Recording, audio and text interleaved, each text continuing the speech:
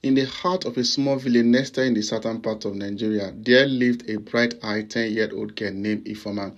The village, with its red-earth roads and towering palm trees, was a place of laughter and community. But Ifeoma's world had been shadowed by sorrow from an early age. She lost her mom when she was just 5, leaving her with nothing but faint memories of lullaby, sung in a voice soft as silk and warmed for her mother's embrace. With no mother to care for her, Ifeoma was sent to live with her father, a wealthy man who resided in a sprawling mansion on the outskirts of the village. Our father was a man of power and influence, but his wealth had come at a price. He was often absent, traveling for business, leaving Ifeoma in the care of his new wife, Amaka. Amaka was beautiful but cruel. Her heart was cold as the marble floors of the mansion. She resented Ifeoma, seeing her not as an innocent child, but as a threat to her own position and her future. Ifeoma's presence was a constant reminder that her father's heart had once belonged to another woman, and worse, that all his wealth would one day belong to the little girl. Life under Amaka's care was a daily torment. Ifeoma was made to do work of the servants, scrubbing the floors, washing the clothes, and cooking meals that she was rarely allowed to eat. Few times she spoke to her father about her suffering. Amaka would twist the story, painting Ifeoma as a troublesome child. Her father, blinded by his love for Amaka, would scold Ifeoma, leaving her to retreat into the solitude of a small, dimly lit room.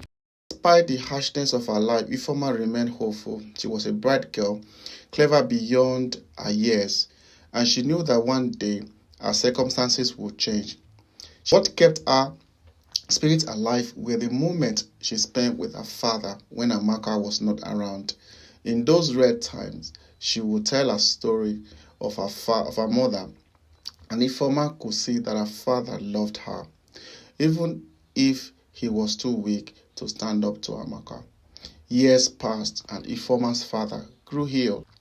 On his deathbed, he called for his lawyer and made a final will, leaving everything he owned to Ifeoma. Amaka was furious when she learned the truth, but it was too late. Where she had converted for so long was now beyond her reach. After her father's death, the village elders ensured that Ifeoma inherited her rightful fortune. No longer under Amaka's control, Ifeoma grew into a strong and wise woman, using her inheritance to help her village prosper.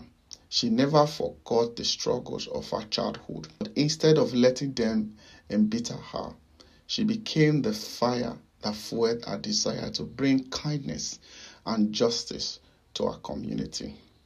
In the end, Ifeoma's story was not one of wealth or power, but of resilience and the triumph of the human spirit against adversity. She had not only survived but flourished, and in doing so, she became a beacon to hope for others who suffered in silence.